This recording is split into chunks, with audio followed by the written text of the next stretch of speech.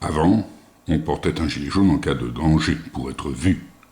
Aujourd'hui, avec le mouvement des gilets jaunes, on le porte pour être entendu. Les gilets jaunes, c'est une famille, c'est de la chaleur humaine, et la chaleur, c'est de l'énergie, c'est une force fabuleuse qui peut tout changer, même l'injustice.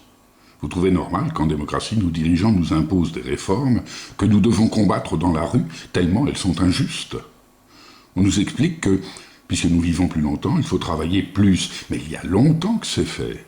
Avant, le père de famille travaillait 39 heures. Maintenant, le père et la mère font 35 heures. On est passé de 39 heures à 70 heures par famille. Et ça ne suffit pas. Mais ça ne suffira jamais, sauf si on change le système. Sinon, faudra travailler toujours plus et gagner toujours moins pour rester compétitif. Gagner toujours moins, c'est cotiser moins, c'est moins de retraite, moins d'aide sociale, des fins de mois plus difficiles, encore plus demain qu'aujourd'hui.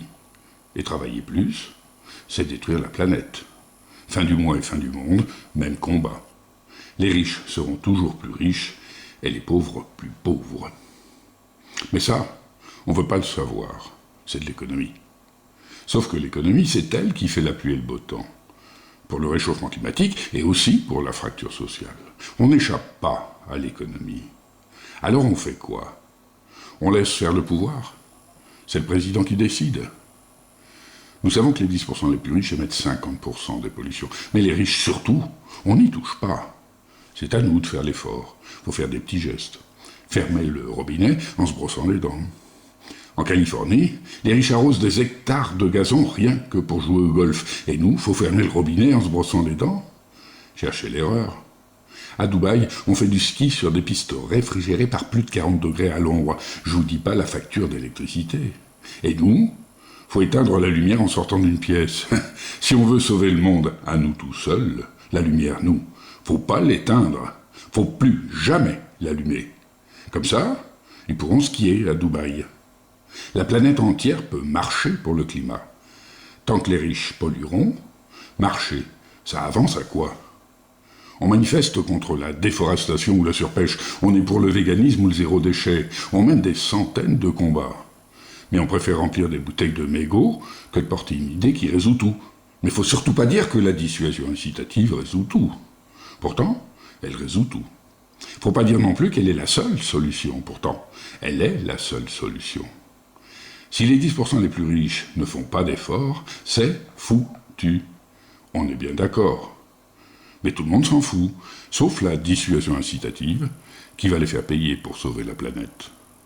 Il faudra des sommes colossales pour nettoyer les océans, financer la recherche verte, créer des emplois responsables. Il faut récupérer l'argent là où il est, dans la poche des plus riches. Ils sont les seuls à pouvoir payer. Si on prend aux riches pour donner aux pauvres, on est bien d'accord, on réduit la fracture sociale. C'est ça, la dissuasion incitative. Les puissants ne porteront pas une idée qui réduit l'injustice, mais ils s'opposeront encore moins à la seule solution qui leur sauvera la vie ainsi qu'à leurs enfants. Aujourd'hui, c'est certain, ils n'auront pas le temps de s'installer sur Mars. Les scientifiques le disent. Le réchauffement climatique ne sera pas de 2 degrés en fin de siècle, mais de 7 degrés. C'était déjà catastrophique, 2 degrés. Les climatologues disaient que ce sont nos enfants, ceux qui aujourd'hui jouent dans les cours de nos écoles, qui seront les victimes.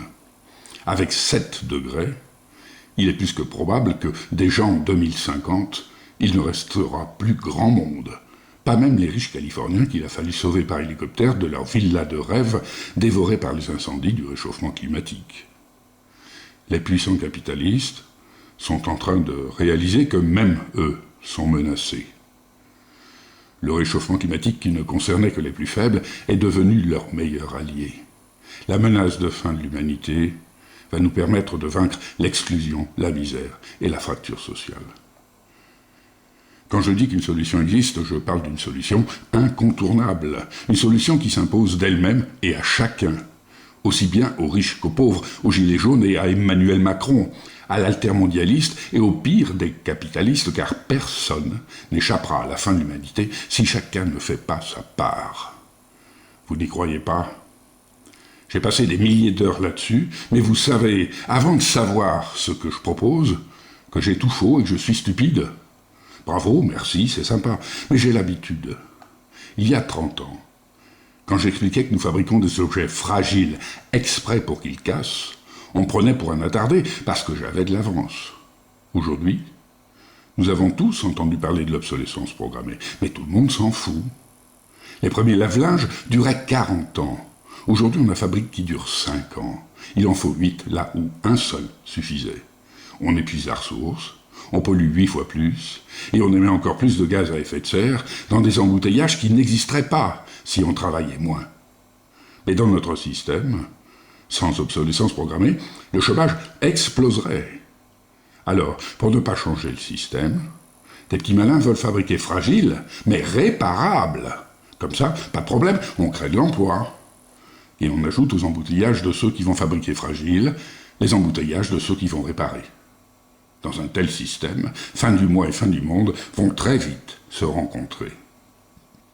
Et quand je dis qu'il faut corriger le système pour pouvoir produire solide et réparable, que la dissuasion incitative est la seule solution, c'est encore moi le dingue.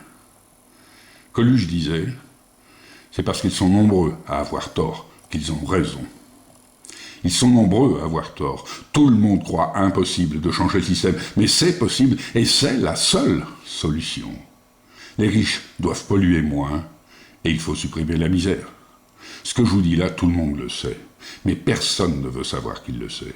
Et si vous saviez tout ce que vous savez, mais que vous ne savez pas que vous savez. Nous perdons contre le réchauffement climatique et la fracture sociale. Pouvons-nous ignorer la seule et unique solution ? La dissuasion incitative. Mais si elle reste ignorée, elle n'a aucune chance de voir le jour. C'est à nous de faire savoir qu'elle existe. L'avenir, c'est à nous tous, ensemble, de le construire.